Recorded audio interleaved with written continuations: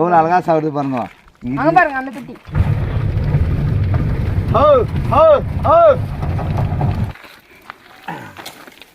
இன்னும் நிறையா இருக்கும், இன்னும் இருக்கிறாங்க, அன் மாட்டிக்கிறாங்க. அதான் வாரானா கண்டிப்பாக இவங்களை வந்துட்டு மிஸ் பண்ண மாட்டேன், இவங்களாம் மிஸ்ஸே பண்ண மாட்டேன். வாடா வாடா ஜீவித்துக்கு இருக்கிற நன்றி மனுஷருக்கு இல்லை. சத்தியமாக நான் இவங்களெல்லாம் நான் விட மாட்டேன். ஒரு நாளைக்கு முன்னாடியே நான் வாங்கிடுவேன். வாங்கி போட்டால் அது ஃபுல்லாக பழுத்திடுங்க. காயும் தான் சாப்பிடாது, பழம் தான் சாப்பிடுங்க. சரிங்களா?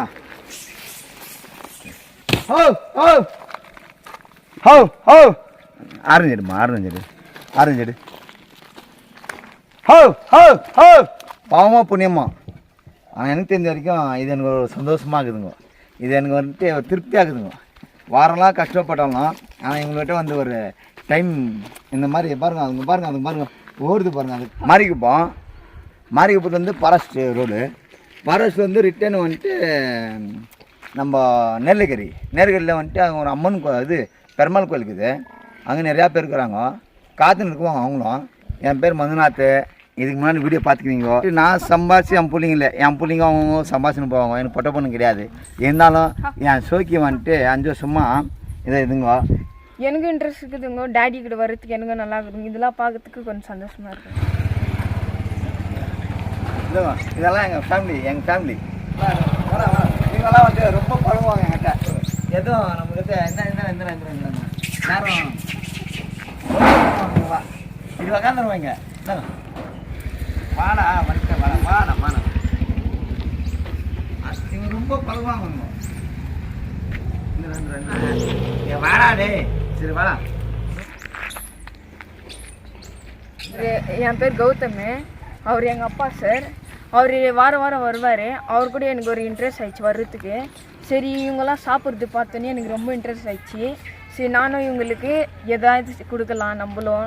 அதுமாரி எங்கள் டேடி கூட வந்தவங்க. இவங்க பார்க்கட்டும் இன்னும் இன்ட்ரெஸ்ட் ஆகுது வர்றதுக்கு. அது சாப்பிட்றது பாருங்கள், எப்படி சாப்பிட்றாங்க பாருங்கள், எப்படி வாங்குறாரு பாருங்கள். இது திராட்சை ரொம்ப பிடிக்கும் பாருங்க, ரொம்ப பிடிக்கும். அழகாக உக்கான்னு சாப்பிடும். வாரத்துக்கு ஒரு வாட்டி இந்த இடத்துல வந்துட்டு ஃபாரஸ்ட்டில் வந்துட்டு குரங்குகளுக்கு பழம் போல வரேன். தண்ணி இல்லை, வாயில ஜீவத்துக்கு தண்ணி இல்லை, இதுக்கும் தண்ணி இல்லை, எதுவுமே தண்ணி இல்லை. நான் வரும்போதெல்லாம் நான் பார்த்துன்னு தான் போயினுக்கிறேன். எனக்கு யார்கிட்ட சொல்லணுன்ட்டு எனக்கு அவ்வளோ தைரியம் கிடையாது.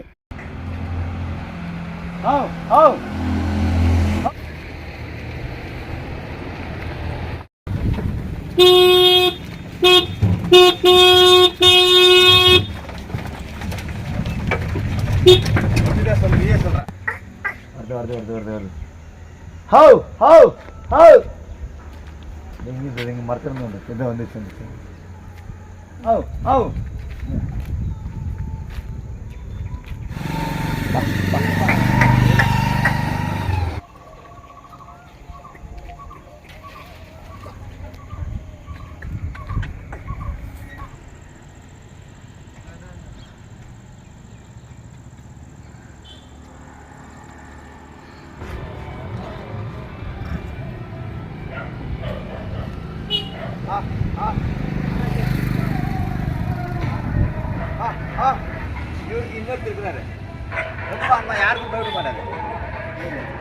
வாரம் இந்த மாதிரி வந்து நீங்கள் ஹெல்ப் பண்ணுக்கிறீங்க, இதுக்கு என்ன காரணம்?